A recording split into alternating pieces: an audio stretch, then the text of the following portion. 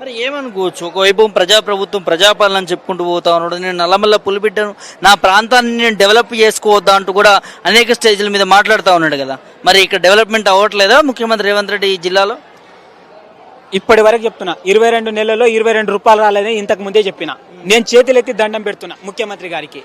నిజంగా నేను ఈ ప్రాంత బిడ్డగా, ఒక గిరిజన బిడ్డగా, ఒక రైతు బిడ్డగా, ఒక నల్లమాల ప్రాంత బిడ్డగా నీకు 2 చేతులెత్తి దండం పెడుతున్నా. రేవంత్ అన్న, మీ ఊరి వాడిని ఇక్కడనే గాలి పుట్టి ఇక్కడనే రేపు చచ్చిపోయినా ఇక్కడనే చచ్చిపోయే వాళ్ళం మనం.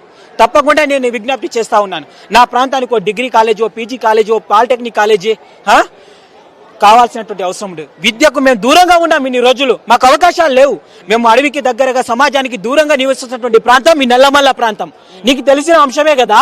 ఈ ప్రాంతం పేరు చెప్పి నువ్వు ఎదగడం కాదు, ఈ ప్రాంతం పట్ల కృతజ్ఞత భావం చెప్పాలి. నువ్వు ఈ ప్రాంతం పట్ల విధేయత చూపాల్సినటువంటి అవసరం ఉంది. ఈ ప్రాంత ప్రజలకు భరోసా ఇవ్వాల్సినటువంటి అవసరం ఉంది. ఈ ప్రాంత ప్రజలను ఆదుకోవాల్సినటువంటి అవసరం ఉంది. ఈ ప్రాంతానికి అభివృద్ధి చేయాల్సినటువంటి అవసరం ఉంది. పారిశ్రామికంగా కావచ్చు, విద్యాపరంగా కావచ్చు, వైద్యపరంగా కావచ్చు, మాకు అన్ని విధాలుగా ఈ రోజు మాకు పని చేస్తే భవిష్యత్తులో మేమే మీకు మద్దతు తెలుపుతాం.